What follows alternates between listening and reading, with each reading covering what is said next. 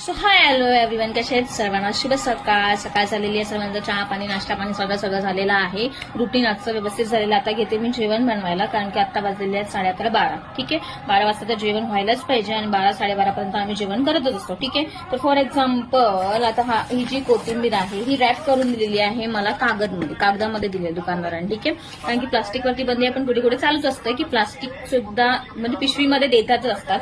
For example हे कागदामध्ये असल्या कारणाने ही कोथिंबीर जी दिलेली आहे दुकानदाराने, तर ती कशी आहे? फ्रेश आहे. काल संध्याकाळी आणलेल्या 8:30-9च्या सुमारास आणलेली आहे माझ्या मिस्टरांनी, आणि कोबीची भाजी देखील आणली. पण फॉर एक्झाम्पल हीच कोथिंबीर ह्या प्लास्टिकच्या पिशवीमध्ये असती तर ही खराब होऊन गेली असती. मग तुम्ही विचार करा, जे आपण प्लास्टिकवाले पॅड वापरत आहात तर ते किती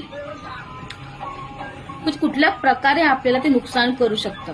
तर ती कोथिंबीर कशी राहिलेली आहे? फ्रेश राहिलेली आहे, टवटवीत राहिलेली आहे. मग आपल्याला एक असा संदेश मिळतो याच्यातून, जर प्लास्टिक बॅन आहे आणि प्लास्टिकमुळे इतक्या साऱ्या गोष्टींना आपल्याला सामोरं जावं लागतं, जास्तीत जास्त करून महिलांना, मुलींना, कारण की जास्तीत जास्त कॅन्सरचं प्रमाण हे म्हणायला गेलं तर मुलींना जे पॅड्स वापरतायत, जे प्लास्टिक रिलेटेड आहे, प्लास्टिक पासून तयार केलेले आहे, त्याच्यामध्ये कॉटन अजिबात नाहीये. त्याच्या फक्त लिहिलेलं असतं की कॉटन 100% आहे, बट अजिबात त्या प्रोडक्टमध्ये अजिबात वापरलं गेलेलं नसतं, आणि त्याच्यामुळे बाकीच्या सगळ्या गोष्टींना महिलांना सामोरं जावं लागतं. आणि प्लास्टिक असल्या कारणाने ढीगच्या ढीग लागत आहेत, जे त्याचं विघटन होत नाहीये, ते तसे पडलेले आहेत. मग तुम्ही विचार करा, आपणच आपल्या हातून किती मोठी चूक करत आहोत. तर हे कुठेतरी थांबलं पाहिजे, आणि आपण नवीन जे फ्रेशनेसचे, फ्रेश फ्लायचे जे कॉटनवाले पॅड आहेत ते वापरायला सुरुवात केली पाहिजे.